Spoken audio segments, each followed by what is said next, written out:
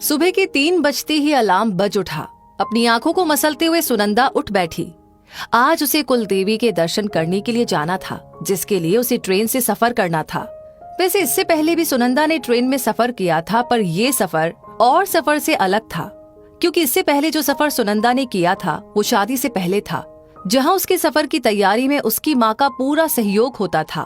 पर आज अपनी शादी के बाद पहली बार वो ट्रेन से सफर कर रही थी। ससुराल वाले थोड़े रूढ़िवादी है, इस कारण उसकी शादी के बाद हनीमून के नाम पर कहीं घूमने भी नहीं गए थे, और अब इतने महीनों के बाद कुलदेवी के दर्शन के नाम पर ही सही आखिर उसका घर से निकलना तो हो रहा था, जिसके लिए वो अच्छी खासी उत्साहित थी। और उत्साहित क्यों ना हो, आखिर कितने दिनों के बाद बाहर घूमने को मिलेगा। मन में बार बार यही आ रहा था कि कुलदेवी के नाम पर ही सही, पर विवाह के बाद दर्शन करने की जो प्रथा बनाई गई है बहुत ही अच्छी बनाई गई है। नहीं तो बहुए बेचारी एक बार घर में घुसे तो बाहर निकलना ना होता। पर जाने से पहले उसे बहुत से काम निपटाने भी थे। जाने की तैयारी पिछले 2 दिन से कर रही थी, पर ये तैयारी थी कि पूरी होने का नाम ही नहीं ले रही थी, क्योंकि उसे अकेले थोड़ी ना जाना था। साथ में पतिदेव जलज, सास कामिनी जी, ससुर केशव जी भी साथ थे, तो जाहिर सी बात है उनकी जरूरतों का सामान भी सुनंदा को ही ध्यान देकर रखना पड़ा होगा।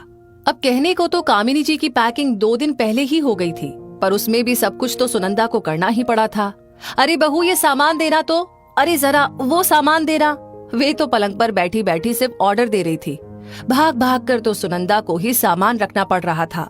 कई बार सामान रखवाती तो कई बार निकलवाती भी, और फिर भी तारीफ खुद की ही। देखा, सबसे पहले मेरी ही पैकिंग हुई है। पति देव तो सास से भी महान, अपना सामान पैक ही ना कर सके, बस ऑर्डर दे दिया कि ये सामान मेरा रखवा देना।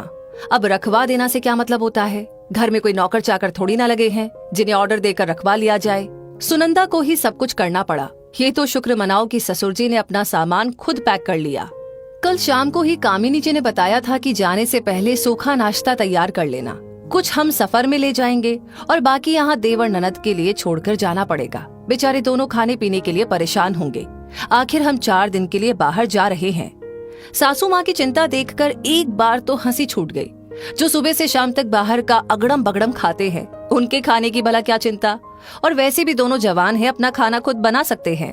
तो रात के खाने की तैयारी कर सफर के लिए भी सभी लोगों के लिए सूखा नाश्ता तैयार किया। बाजार का कुछ चाहिए नहीं था, जिसे बनाते बनाते ही रात के 12 बज गए, और अब 3 बजे उठकर सबका खाना यहीं से तैयार करके ले जाना है। सासू माँ ने रात को ही हिदायत दे दी थी कि पराठे बना लेना, आलू की सूखी सब्जी और चटनी बना लेना, हमें रास्ते का खाना पचता नहीं है।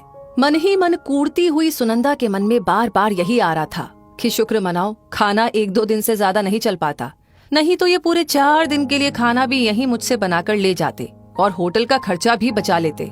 खैर, अब खाने की तैयारी के लिए भी उठना तो सुनंदा को ही पड़ा। उसने उठकर के सारा खाना तैयार कर लिया, तब जाकर 5:30 बजे सबको चाय बनाकर जगाया, क्योंकि उससे पहले उठाने के लिए सासू माँ ने सख्त मना किया था। जब सबके गले में चाय गई, उसके बाद ही उठकर सब नहा धोकर तैयार हुए। उसमें भी 10 चीजें सुनंदा से ही पूछी जा रही थी। ये सामान कहाँ रखा है, वो सामान कहाँ रखा है, पापा जी की दवाइयाँ रखी कि नहीं, अरे गैस वैस सब चेक कर लिया है ना, और लाइट की स्विच भी चेक कर लो। जैसे पता नहीं शादी के पहले कौन आकर के चेक करता था। और वैसे भी सब कहाँ जा रहे हैं, घर में ननद और देवर तो मौजूद ही है। खैर, सब कुछ होने के बाद आखिरकार एक बहू यानी कि सुनंदा अपने सफर के लिए रवाना होती है। अरे नहीं, एक बहू के लिए सफर इतना सा ही नहीं होता है। अभी तो ट्रेन में कई सारे सामान जो भूले होंगे, उसके लिए तो बहू को ही सुनना है। सभी लोगों को नाश्ता खाना सर्व करने की जिम्मेदारी भी तो बहू की ही है। साथ ही साथ पापा जी की दवाई, मम्मी जी की दवाई भी बहू को ही देना है। ऊपर से बर्थ पर बेडशीट बिछाने का काम भी बहू को ही करना है। और सबसे बड़ी बात, सिर पर से पल्ला नहीं गिरना चाहिए। हे भगवान, एक बहू के लिए सफर कभी छोटा सा होता ही नहीं है। एक छोटे से सफर के लिए भी बहू को बहुत कुछ तैयार करना पड़ता है। वैसे आपका क्या ख्याल है, कमेंट करके जरूर बताइएगा। दोस्तों, इस वीडियो से आपको क्या सीख मिलती है, आपकी क्या राय है, हमसे जरूर शेयर करें और इस वीडियो को ज्यादा से ज्यादा शेयर करें। आपका हर एक लाइक, हर एक शेयर हमें मोटिवेट करता है ऐसी ही प्रेरणादायक वीडियो आपके सामने लाने के लिए। साथ ही हमारी हर वीडियो को सबसे पहले पाने के लिए हमारे पेज को फॉलो करना ना भूलें। धन्यवाद।